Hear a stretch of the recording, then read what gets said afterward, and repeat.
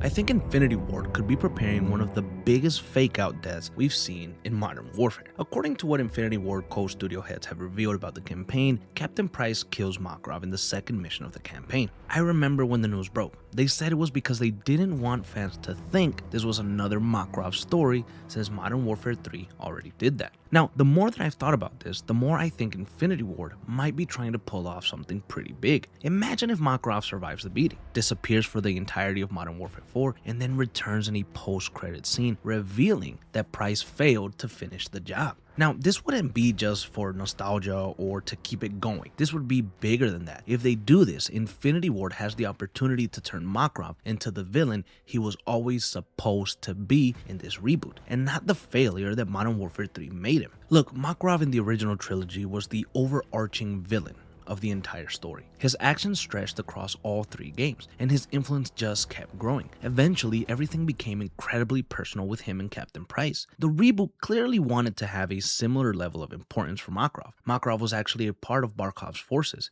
He had history with Captain Price, and Connie was responsible for the missile Shepard lost that Hazan Ziani got during Modern Warfare 2. Then Modern Warfare 2 ended with a post-credit scene teasing the official return of Makarov. The problem was that Modern Warfare 3 had an extremely unusual development, with Sledgehammer Games developing the campaign rather than Infinity Ward, despite Modern Warfare 2 being the game that directly set up Makarov's return. The game was produced under a much shorter development cycle than what we normally associate with a major Call of Duty release, and the final campaign ended up being heavily criticized for it. We obviously can't say that Infinity Ward hated Modern Warfare 3 or that they were angry about what Sledgehammer did with Makarov, but I also wouldn't argue against it. And I seriously doubt that the story that we got about Makarov in Modern Warfare 3 was the story that Infinity Ward originally envisioned when they created that Modern Warfare 2 ending. Why tease Makarov at the end of Modern Warfare 2 if you were going to hand off his introduction to a whole other studio? Modern Warfare 3 introduced Makarov as the main villain, brought Connie into the center of the story, recreated the idea of no Russian, had Makarov launch multiple attacks, continued his rivalry with Price and Task Force 141. Eventually he killed Soap, and then the game ended with Makarov escaping again. There were a lot of massive ideas packed into a very short campaign, and for a character who was positioned as the ultimate villain of this reboot, Makarov never reached the level of the OG Makarov. And I think many of us thought that Modern Warfare 4 was going to be about Price hunting Makarov, and maybe Modern Warfare 4 was going to rectify all the wrongs with Makarov and fix him, but instead it seems they decided to get rid of him completely.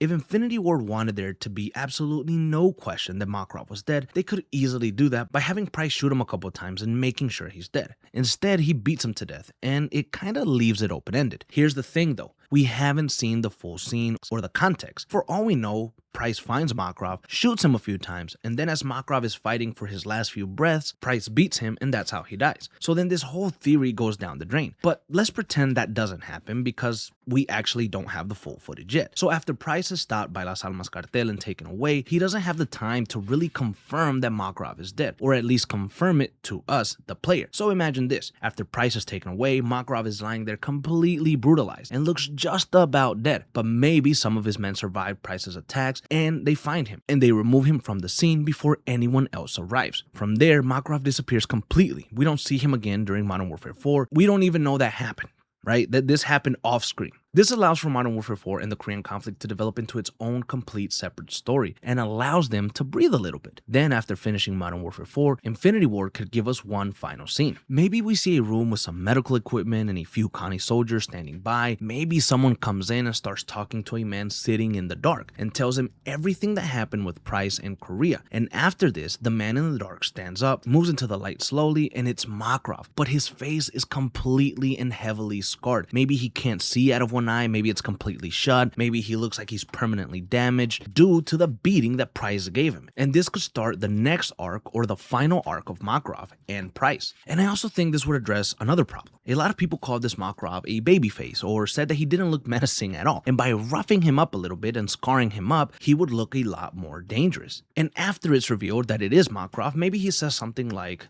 tell Captain Price I'm still alive. And then boom, the end. You know what I mean? This would make their rivalry feel more personal, more connected, more like they really hate each other. Because in Modern Warfare 3, if I'm being honest, it felt like Makarov's connection was more with Soap than Price. Price almost felt like a bystander. So this would, in theory, also fix all of that. Now again, Infinity Ward could do this and get another shot at doing Makarov right, if they keep going with this reboot. Maybe he doesn't have to come back right away in Modern Warfare 5, maybe he can remain gone, and Price as well, until like maybe Modern Warfare 6, and then you bring both of them back, and it still allows you to pursue other stories and do different things while slowly building back up to Makarov. Now, of course, all of this is speculation on my part, and it is a very far-fetched theory, I will admit, but this theory was just bouncing on and off in my head for about a week. So I wanted to share with you guys and see what you thought. At the end of the day, if Price dies in Modern Warfare 4, then there's no reason to bring Makarov back. It's over, right? And maybe that's what we need. Kill them and move the hell on. I also have been one that has argued that Modern Warfare and Black Ops needs to go away for a few years. We need new stories, new characters, new ideas. The interconnected stuff needs to go. We need to bring back